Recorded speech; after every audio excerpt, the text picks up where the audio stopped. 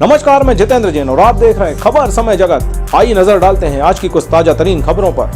भोपाल चिंतक विचारक अशोक त्रिपाठी ने कहा है कि महाशिवरात्रि के पावन पर्व पर लोक मंगल एवं लोक कल्याण का संकल्प लेने से यह पर्व सही मायने में सार्थक माना जाएगा। महाशिवरात्रि पर्व सही मायने में श्रेष्ठतम सृष्टि पर्व, प्रकृति पर्व है।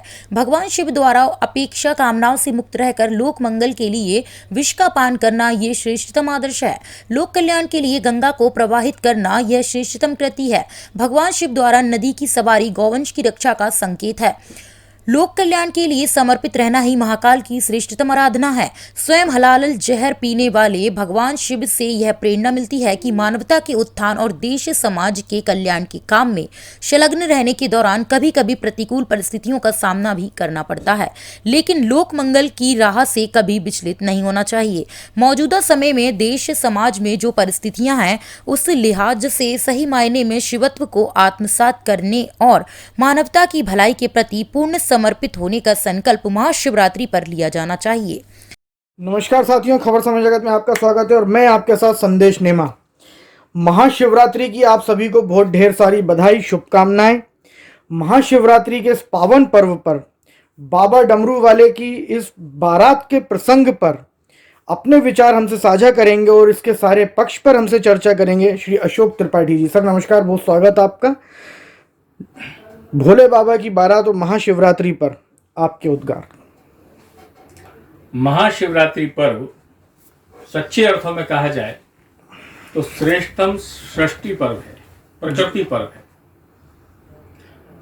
अपेक्षा कामनाओं से मुक्त होकर समग्र समाज के लोक मंगल के लिए विष का पान कर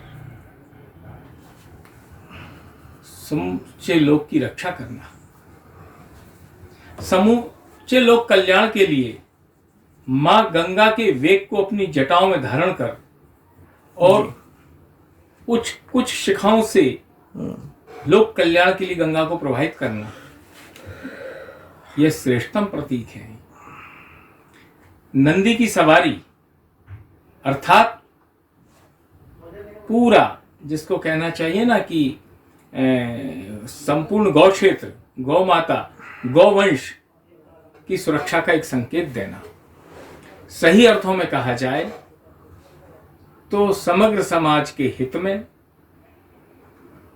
उपेक्षा, अपमान की पीड़ा सहने के बाद भी, विषतुल्य अपमान और पीड़ा सहने के बाद भी लोक कल्याण में बगैर अपेक्षा कामना के लगा रहना ही बाबा महाकाल की श्रेष्ठतम सार्थक आराधना है। और यही अपेक्षा है जी, हलाहल को पीना, अमृत समाज को देना।